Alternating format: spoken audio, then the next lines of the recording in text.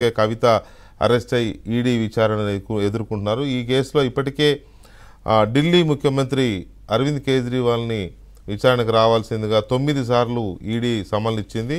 అయినా కూడా ఆయన డినై చేస్తూ వచ్చారు, విచారణకు వెళ్ళలేదు. At the same time court ద్వారా దాన్ని పర్మిషన్ తీసుకోవడము, విచారణకు హాజరవ్వకుండా ఇట్లా రకరకాలుగా ఆయన దానికి అటెండ్ అవ్వకుండా చేస్తున్నారు. మొత్తం మీద ఇవాళ కొద్దిసేపటి క్రితం ఈడీ అధికారులు కేజ్రీవాల్ నివాసానికి వెళ్ళి అక్కడ తనిఖీలు విచారణ ప్రారంభించారు. ఒకవైపు అక్కడ ఈడీ ఆఫీస్ దగ్గర విపరీతమైన హడావుడి ఉంది, బందోబస్తు పెంచారు బాగా. అంటే దీన్ని బట్టి అంచనా వేస్తున్నది ఏంటంటే ఈ రాత్రికి మరో అరగంటలోనో గంటలోనో కాసేపట్లోనో అరవింద్ కేజ్రీవాల్ని అరెస్ట్ చేసి ఈడీ ఆఫీస్కి తరలిస్తారు అనే చర్చ ఢిల్లీ అంతటా జరుగుతోంది. ఎందుకంటే ఈడీ ఆఫీస్ దగ్గర పెద్ద ఎత్తున బందోబస్తు ఉండడం వల్ల అధికారులు వెళ్ళిందేమో సీఎం ఇంటికి, కేజ్రీవాల్ ఇంటికి. అక్కడ బందోబస్తు ఉంది అంటే అది వేరు, కానీ ఈడీ ఆఫీస్ దగ్గర ఉంది అని అంటే ఖచ్చితంగా అరెస్ట్ చేసి తీసుకొస్తారేమో అనే చర్చ చాలా బలంగా ఉంది. సో అందరూ మొదటి నుంచి అనుకుంటున్నదే ఇక ఈ కేసులో క్లైమాక్స్ అరవింద్ కేజ్రీవాల్తోనే జరుగుతుంది ఈ లిక్కర్ స్కామ్లో అనేది అనుకుంటున్నదే. ఆ కవితని అరెస్ట్ చేసిన రోజు కూడా కవితను అరెస్ట్ చేసేది కేజ్రీవాల్ని అరెస్ట్ చేయడం కోసమే అని చెప్పి కూడా ఆ రోజు చర్చ జరిగింది. సో ఇది ఈ లిక్కర్ స్కామ్కి ఇది పీక్స్కి ఇంకా ఇది దేశంలో మరొక పెద్ద స్కాముల్లో మరొక పెద్ద స్కామ్గా దీన్ని పేర్కొంటున్నారు.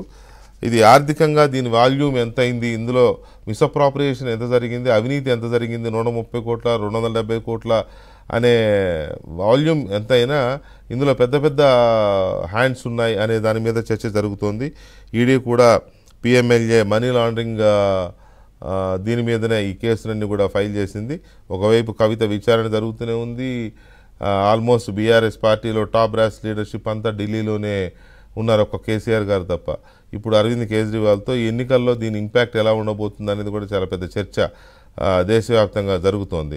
సో ఇప్పుడు దీని మీద మనం చర్చను చూద్దాం. చర్చలోకి వెళ్లే ముందు అక్కడ అప్డేట్స్ ఏంటి, ఏం జరగబోతోంది, ఏం జరుగుతోంది అనేది మా ఢిల్లీ కరెస్పాండెంట్ సతీష్ లైవ్లో ఇస్తారు. సతీష్, కేజ్రీవాల్ ఇంటి దగ్గర ఏం జరుగుతోంది, కేజ్రీవాల్ ఇంటి దగ్గర విచారణ జరుగుతుంటే ఈడీ ఆఫీస్ దగ్గర ఎందుకు హడావుడి జరుగుతోంది?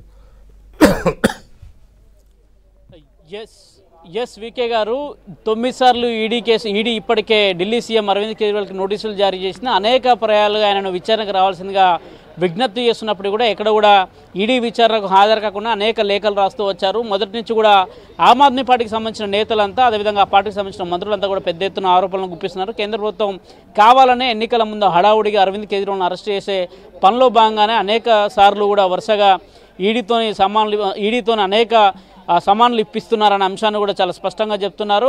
అందులో భాగంగానే ఇటీవల ఆయన కోర్టుకు హాజరయ్యారు. కోర్టులో కూడా ఇదే పిటిషన్ వేశారు. కావాలనే ఈడీ అరెస్ట్ చేసేందుకు అనేక సార్లు తనకు నోటీసులు ఇచ్చారనే అంశాన్ని కూడా స్పష్టంగా కోర్టు ముందు తీసుకెళ్ళాలి. ఇటీవల సెషన్ కోర్టు కూడా సైతం కూడా ఆయన ఆశ్రయించినప్పుడు కూడా అక్కడ ఊరట లభించలేదు. తిరిగి ఈరోజు హైకోర్టును ఆశ్రయించారు, అక్కడ కూడా ఆయనకు ఊరట లభించలేదు. ఈడీ ఎలాంటి చర్యలు చేపడుతున్న అంశంలో కూడా ఈడీ అధికారులు ఈరోజు స్పష్టమైన వైఖరిని కోర్టు ముందు ఉంచలేదు. విచారణ చేయొచ్చు, అరెస్ట్ ఉంటుందా లేదా అనే అంశంలో కూడా ఎక్కడ కూడా క్లారిటీ లేదు. కానీ ఆమ్ ఆద్మీ పార్టీ నేతలు ఉదయం నుంచి కూడా కోర్టులో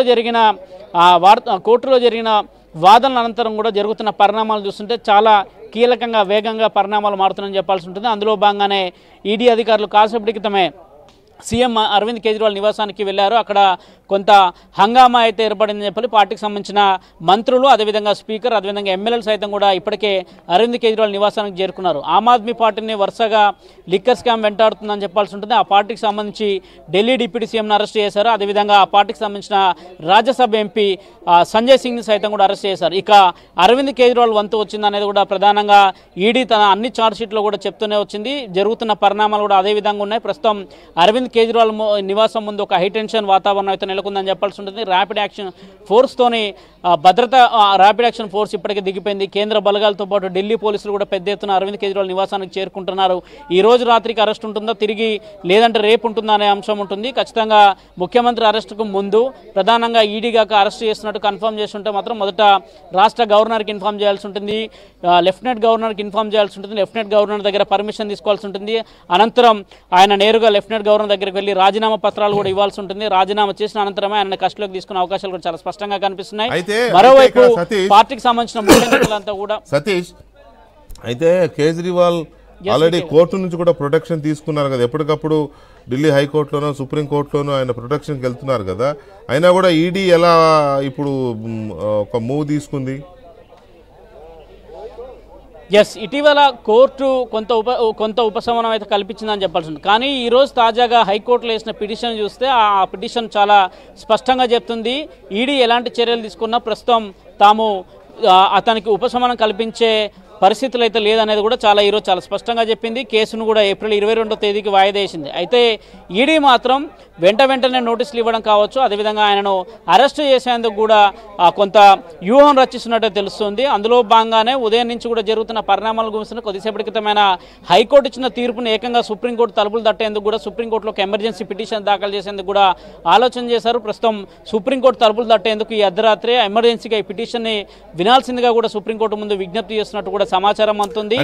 అదే ఉన్నా కూడా వీళ్ళు అవసరమైన ఎలిబి క్రియేట్ చేసుకొని అరెస్ట్ చేస్తున్నట్టే కనపడుతుంది. ఎందుకంటే కవితది కూడా 19వ తేదీన సుప్రీంకోర్టులో ఉంటే 17వ తేదీన వచ్చి అరెస్ట్ చేశారు. ఇక్కడ కూడా సేమ్ డ్రామా నడిచింది. అయితే ఫైనల్ ఒక మాట చెప్పండి, ఇప్పుడు బీజేపీ వాళ్ళు ఏమంటున్నారు, ఆప్ నాయకులు ఏమంటున్నారు దీని మీద? ఎస్, ఆమ్ ఆద్మీ పార్టీకి సంబంధించిన నేతలు మొదటి నుంచి దాదాపు 2-3 నెలల నుంచి పెద్ద ఎత్తున ఆ పార్టీకి సంబంధించిన ఎంపీని అరెస్ట్ చేసిన కాంచి కూడా ఇక నెక్స్ట్ టార్గెట్గా కేజ్రీవాల్కి అనుగుణంగానే ఈ ప్రక్రియ అంతా నడుస్తుంది. కావాలని ఈడీ తమను వెంటాడుతుంది, మోడీ నాయకత్వంలో ఈడీ నోటీసులు ఇస్తుందని ఆమ్ ఆద్మీ పార్టీ నేతలు చెప్తున్నారు. కానీ భారతీయ జనతా పార్టీకి సంబంధించిన నేతలు మాత్రం ఖచ్చితంగా లిక్కర్ స్కామ్కు పాల్పడింది ఢిల్లీ గవర్నమెంటే మాస్టర్ మైండ్, అందుకే సౌత్ గ్రూప్కి సంబంధించిన వారికి ఈ సౌత్ గ్రూప్కి సంబంధించిన వారందరికీ కూడా లిక్కర్ కేసును లిక్కర్లో ఇన్వాల్వ్ చేశారు. వారికి లబ్ధి చేకూర్చే విధంగా కూడా మొత్తం లిక్కర్కి సంబంధించిన పాలసీని కూడా రూపొందించారనే అంశాన్ని కూడా ప్రధానంగా అటు భారతీయ జనతా పార్టీ కూడా అనేక ఆరోపణలు ఆమ్ ఆద్మీ పైన గురిపిస్తుంది. కానీ ఎట్టకేలకు మాత్రం కేజ్రీవాల్ అరెస్టు ఈ రోజు జరుగుతుందా రేపు జరుగుతుందా కూడా చూడాల్సి ఉంది. కొంత దానికి సస్పెన్షన్ అయితే సస్పెన్షన్ నెలకొంది వికే గారు. Right, thank you very much Satish. మళ్ళీ అప్డేట్స్ ఉంటే తీసుకుంటాను. రైట్, బీజేపీ హరీష్ గారు ఉన్నారు.